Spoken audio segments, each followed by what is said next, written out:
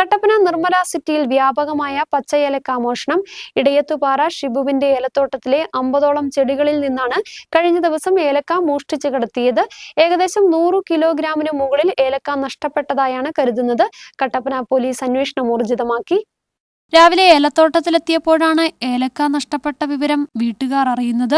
ഇത്തവണ ഭേദപ്പെട്ട വിളവാണ് ചെടിയിലുണ്ടായിരുന്നത്. 2 ദിവസം കഴിയുമ്പോൾ ഏലക്ക വിളവെടുക്കാനിരിക്കുമ്പോഴാണ് മോഷണം നടന്നത്. 9ഓളം ചെടികളിൽ നിന്നായി ഏകദേശം 100 കിലോയ്ക്ക് മുകളിൽ ഏലക്ക നഷ്ടപ്പെട്ടതായാണ് കരുതുന്നത്.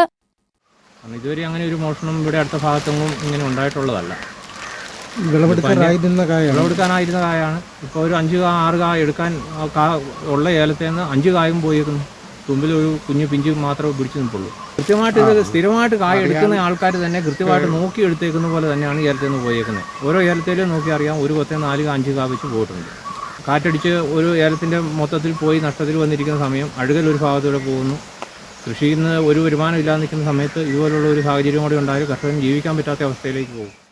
അടുത്ത കാലത്തെങ്ങും പ്രദേശത്ത് ഇത്തരത്തിൽ മോഷണം നടന്നിട്ടില്ല എന്നാണ് പ്രദേശവാസികൾ പറയുന്നത്. കഴിഞ്ഞ ദിവസമുണ്ടായ കനത്ത മഴയിലും കാറ്റിലും ഏലച്ചെടികൾ തകർന്ന അവസ്ഥ നിലനിൽക്കുമ്പോൾ ഉണ്ടായ മോഷണം ഇവരെ ഏറെ പ്രതിസന്ധിയിലാക്കിയിരിക്കുകയാണ്.